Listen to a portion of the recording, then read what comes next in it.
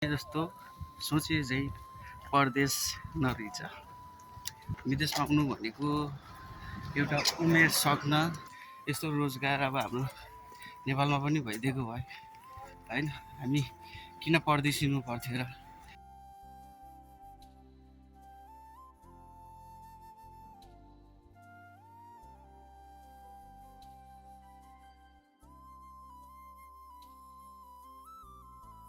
कति भाउ खोजेको हो तिमी? भाउ खोज्ने मान्छे, ह्यान्डसम मान्छे त्यस्तो भाउ खोज्छन् यार। उसम दाइ के छ, कस्तो लागिरहेछ? अलिकति बढेको जस्तो लागिरहेछ। म जस्तै सबैजना आराम हुन्छ। नमस्ते, हामी पनि आराम छौँ। आज चाहिँ हाम्रो दाइ, हामी अरू साथीहरू चाहिँ अगाडि छन् होइन, अगाडि जाँदैछन्। हामी चाहिँ पछाडि, दाइ र म चाहिँ। अनि हामी आज घुम्न जान लागेको, कुन ठाउँमा त्यो चाहिँ थाहा छैन है गाइस। विथआउट प्लान हो क्या, हिँडेर चाहिँ रमाइलोको लागि बाहिर अब छुट्टीको कारणले म बसिरहँदा किन बसेरमा भनेर हिँडेको हामी चाहिँ कहाँ पुगिन्छ थाहा छैन। त्यो चाहिँ हामी तपाईँहरूलाई देखाउने नै छौँ होइन, कहाँ पुगिन्छ के भनेर। छुट्टी छ, छुट्टीको बेला छुट्टीको चाहिँ सदुपयोग गाडौँ। कस्तो लागिरहेछ दाइ? एकदम सही, एकदम चिसो हावा आएको छ। नेपालको जस्तो मौसम छ, रमाइलो छ, जताततै हरियाली छ। सोचे झै परदेश नरहिछ होइन दाइ? के सोचेर आइएको थियो, तर कस्तो भइरहेछ। विदेशमा आउनु भनेको एउटा उमेर सक्न हामीलाई चाहिएको सिर्फ हामी पैसा कमीले मात्रै आएको। त्यहाँको नेपालको कमीले होइन नपुगेर चाहिँ आफ्नो घर फ्यामिलीलाई धान्न नसकेर चाहिँ पैसा कमाउनको लागि मात्रै आएको। रोजगार अब हाम्रो नेपालमा पनि भइदिएको भए होइन, हामी किन परदेशिनु पर्थ्यो र। हामी जनताहरू होइन, हामी दाजुभाइहरू किन परदेशिनु पर्थ्यो र। आशा छ अब नयाँ सरकारले चाहिँ हाम्रो लागि चाहिँ केही गर्छ कि भन्ने ठुलो आशा अपेक्षा राखेछौँ। तर अब निराश बनाउने कि के गर्ने अब सरकारको हातमा छ होइन, हो कि दाइ भन्नु त। त्यही भएर के गर्ने भोलि हामी कुनै नेपालीहरू पनि होइन बेरोजगारी भएर चाहिँ परदेशिनु नपरोस् होइन। बरु सानै भए पनि आफूले खान पुग्नु पऱ्यो, लाउन पुग्नु पऱ्यो केही अरू केही छैन। आफ्नै नेपालमा हुर्किउँला, बढौँला, त्यही मरौँला, त्यही बसौँला।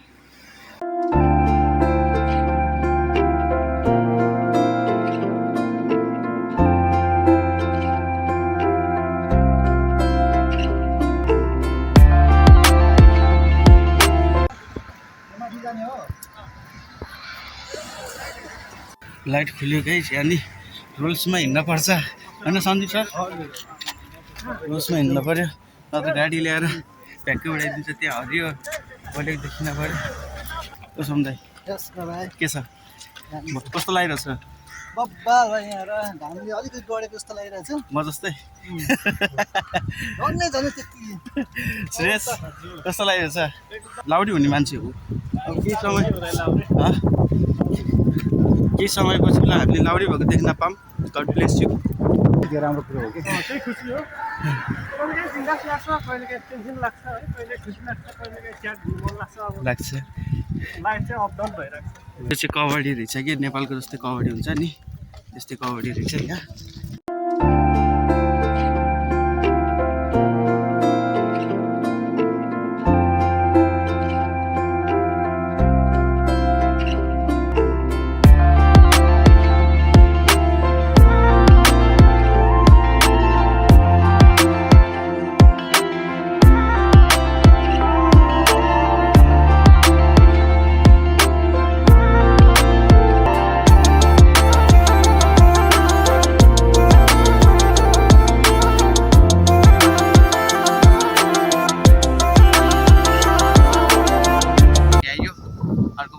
होइन, रमाइलो ठाउँ, रमाइलो छ ठाउँ चाहिँ रमाइलो रहेछ। यो चाहिँ रेल स्टेसन हो गाइस होइन, रेल स्टेसनको चाहिँ यो बाटो, यी बाटो त यो हो, तर रेल थाहा छैन। रेल आएको भए ट्याक्का लाएर देखाउनु हुन्थ्यो गाइस घाम परिरहेको कि चस्मा पनि ल्याएन गाइस यो त अब रेल स्टेसन रेल हिँड्ने ठाउँ यही हो लगाइस बल्ल चस्मा पाएँ होइन चस्मा पाएपछि चाहिँ बल्ल पाएन लगाइस त यो भिडियो सिडियो खिच्यो फोटो सोटो खिच्यो अब टिकटक बनाइदिएन होइन टिकटक नि बनाउन पर्ने हो बनायो भने दामी हुन्थ्यो तर बनाएन बनाउँछु कि के त थाहा छैन रेलको बाटो चाहिँ यही हो अहिले चाहिँ रेल आएको छैन होइन रेल आउला वेट गरेको के अरे अब आयो भने आयो आएन भने ठिकै छ कि लगाइस हामी चाहिँ अब यो ठाउँबाट चाहिँ हामी बिदाई भयौँ ठाउँबाट चाहिँ अब हामी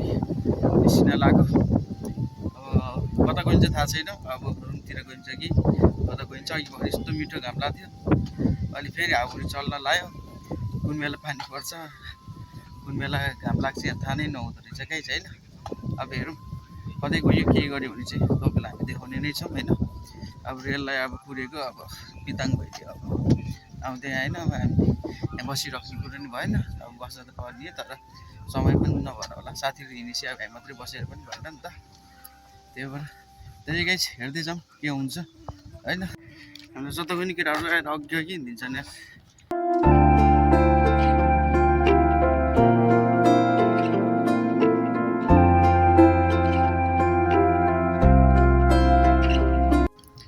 लगाइस हामी चाहिँ एकैछिन स्टेसन लिएर बस्यो अब भित्र चाहिँ जान पाइन्छ कि पाइँदैन केही पनि थाहा छैन भिडियो बनाउन नि अलिक डर लागेको छ अब यहाँको रुल्स केही पनि थाहा छैन होइन होइन फेरि भिडियो बनाएर केही प्रब्लम हुने हो कि होइन त्यही भएर चाहिँ हामीले डर लागिरहेको छ कति वर्क बसेछौँ गाइस होइन सर यही हो चाहिँ है रेल स्टेसन साथीहरू फोटो खिच्दैछ अब ल रेल स्टेसन पनि आइयो रेल चाहिँ देख्न पाइएन होइन आगोचोटि आउँदै चाहिँ देख्न पाऊँ होइन सुन्दै अब नेक्स्ट टाइम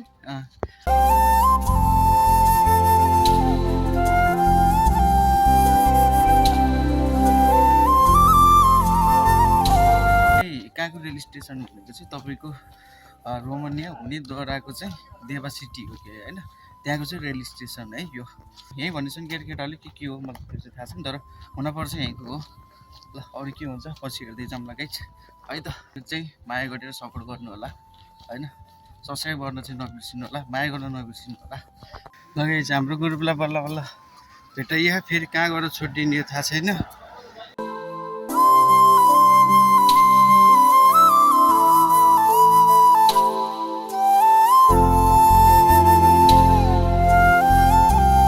कालो टी सर्ट लाउने मान्छे चाहिँ एकदम ओभर ह्यान्डसम मान्छे हो होइन कति भाउ खोजेको हो तिमी भाउ खोज्ने मान्छे ह्यान्डसम मान्छे त्यस्तो भाउ खोज्छन् यार कस्तो ह्यान्डसम देखेको तपाईँलाई त्यहाँ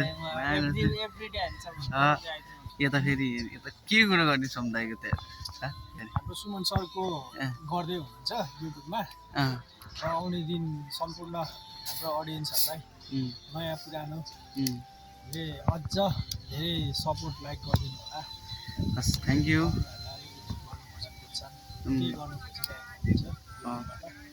अल द बेस्ट सुमन ब्लग्सलाई 78 पनि भनिदिनु सुमन 78 ब्लग्सलाई all the best thank you अलिक अब ग्रुपकै कुरा मान्छे पनि